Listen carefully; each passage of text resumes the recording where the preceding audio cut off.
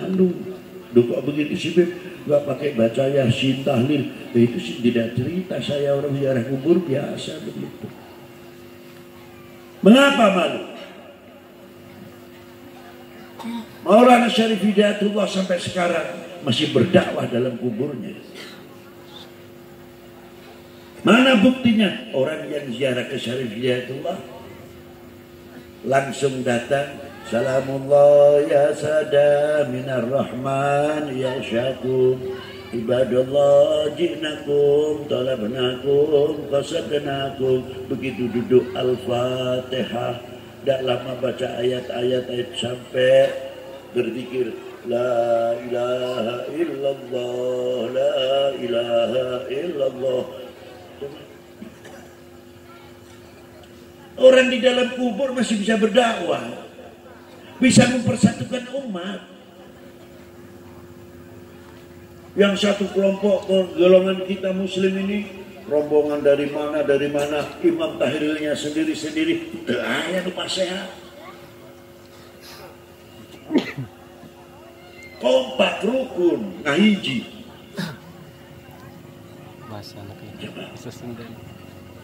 Di sini tahlilnya laguna lain, yang di sini laguna juga lain. Di sini ada yang panjang, di situ ada yang pendek. La ilaha illallah, la ilaha illallah. Yang satu illallah, la ilaha illallah. Yang satu ngebut lagi illallah, la ilaha illallah. Paling belakang illallah, la ilaha illallah. Rombongan-perombongan tidak ada yang tukaran atau pesear. Kompak rukun. Ini mungkin yang lagunya enak. La ilaha illallah, la ilaha illallah. Yang sebelahnya rombongan sebelah sana. Allah, la ilaha illallah, la ilaha illallah. Taman dikir teh ulah gitu, ya dada abdi teh sesak bisa dengerin. Sesak napasnya karena berat betul ini. Allah. Kata yang kelompok ini mengatakan, saya nikmatnya di sini. Kalau tidak begini nggak marem mati saya. Panjingan ongko-ongko itu jalan. Jangan maksakan orang. Ini masih ribut sendiri, kelompok 1A, B, yang belakang yang ngebut. Illallah, la ilaha illallah, la ilaha illallah. Dua orang lagi. Ini lagi ngebut, katanya ngebut. Kalau nggak ngebut ya dapat banyak. Nah, yang belakang sendiri malah nggak kelihatan. Illallah, kayak mau lari maraton. Belum subhanallah wa bihamdihi subhanallah azim.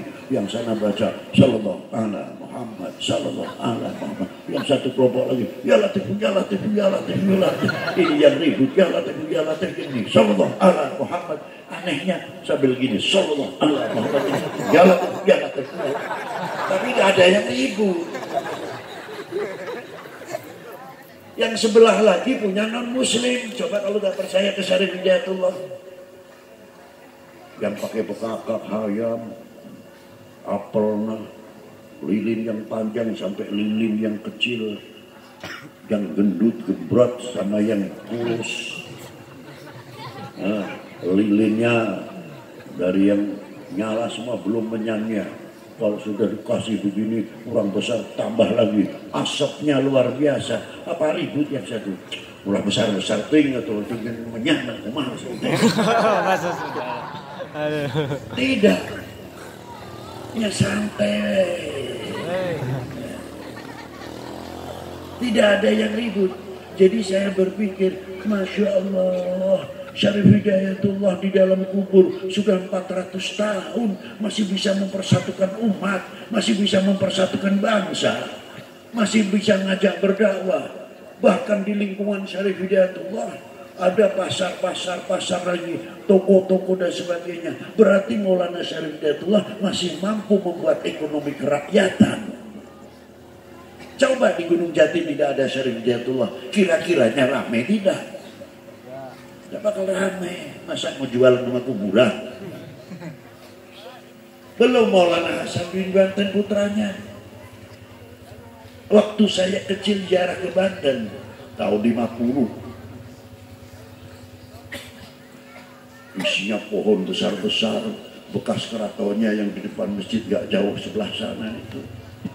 Ya Allah, cak sudah ngamerin kalau tidak salah keung. Hebat. Tapi hebat, anu ziarah di mana-mana datang. Yang jualan paling banyaknya jualan bunga kembang. Sekarang sudah menjadi pasar luar biasa. Jadi secara tidak langsung tanpa Maulana Hasanuddin Banten di situ, siapa? Apa bisa ramai di situ? Sebab ini. Nah, ini menjumlah karomah radhiyallahu taala anhu. Jadi kalau mau tanya, apa karamatnya Wali 9 apa yang mengatakan itu fiktif, itu udah ada cerita. Gampang saja. Lu bisa nggak bikin pasaran tuh seperti Maulana Hasanuddin Banten? Jangan ngomongin. Coba bikin tuh, orang sudah meninggal tanpa di situ ada Maulana Hasanuddin Banten, ramai tidak di Banten? Di Cirebon ramai tidak di Cirebon? Di luar Batang, tanpa Habib Husain luar Batang, ramai tidak? Nah, dengan adanya itu semuanya untuk membangkitkan kita lebih jauh wawasan ke depan. Bagaimana kita ini menjadi bangsa yang kompak, yang rukun, dan bagaimana kita menjadi umat Islam yang semakin kuat, memberikan satu contoh ekonomi, pertanian luar biasa. Mestinya begitu. Bukan sekadar memperingati satu Muharram adalah tahun hijrah. Buktikan kita dari orang-orang yang hijrah minal fuqara ila tujar, dari kefakiran menjadi orang kaya, menjadi seorang petani, menjadi seorang ahli pertanian yang menghasilkan. Itulah yang diharapkan sebetulnya. Sehingga kita bisa memahami, bisa mengarahkan al-aitam. Nah, kalau ekonomi kita, pertanian kita tidak kita dorong, kita maju, mana mungkin kita akan memperhatikan pertanian, memperhatikan al-aitam sebagaimana baginda Nabi SAW dalam perintahnya.